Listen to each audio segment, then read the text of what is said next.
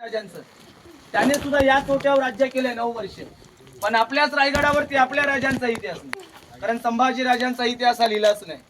पण तो औरंगजेब आपल्या दरबारामध्ये म्हटलं होतं, तो काय म्हणतोय की उस काफर शिवा ने एक संभा को पैदा किया, अगर वैसा संभा हमारे घर में पैदा होता ना हम हिंदुस्तान पे राज करते. इसलिए तो कहते काशी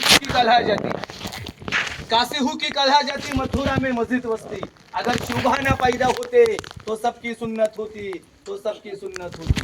कारण आपण तुम्ही लहानपणापासून ऐकतोय ना, राजे होते पूर्वी अनेक होते, त्या लोकांनी पण राज्य केलंय. पण त्यांचं राज्य कसं होतं, त्यांच्या बापदाद्यांच्या गाद्या होत्या, त्या गादीवरती ते बसले आणि मग राज्य केलंय. पण आपला राजा ज्याने स्वतःची गादी स्वतः तयार केली.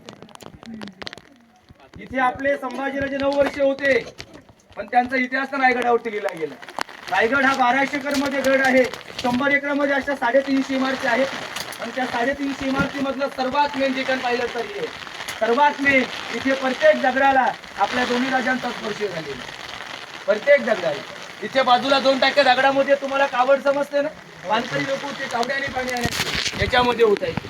कारण दगडामध्ये पाणी थंड राहतं. इथे होते आपल्या राजांना, म्हणून त्याने त्यांच्या राहत्या राजवाड्याच्या बाजूला आपल्या टाक्या ठेवल्या.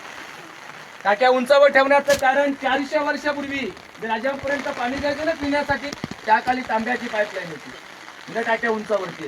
तर मग तुम्ही टाका पाहिला, आता कोपऱ्यामध्ये स्नानगृह बोलतो ना आपण, बाटप, तिथे शुभ्र अंघोळी करायची. आताच आपलं स्विमिंग पूल तुम्ही चौकोन पाहता ना, त्यांच्यावरती खांब होते सागाचे, कॉलम्स होते. मी 2 दगड सोडली तुम्हाला चौकोन पाहायला भेटेल. पण गडावरचं सर्वात मेन ठिकाण पाहिलं तर हे, तिथे फक्त पाटी लिहिले छत्रपतींचा राहता राजवाडा. कुठे निधन झालं मी काय कोणच सांगू शकत नाही, पण या पहिल्या ओट्यावरती या टाक्या बघा, तो बाटप बघूया, बाकी माहिती आपण त्या पुढच्या ओट्यावरती घेऊ. बोला छत्रपती श्री शिवाजी महाराज की जय. चल.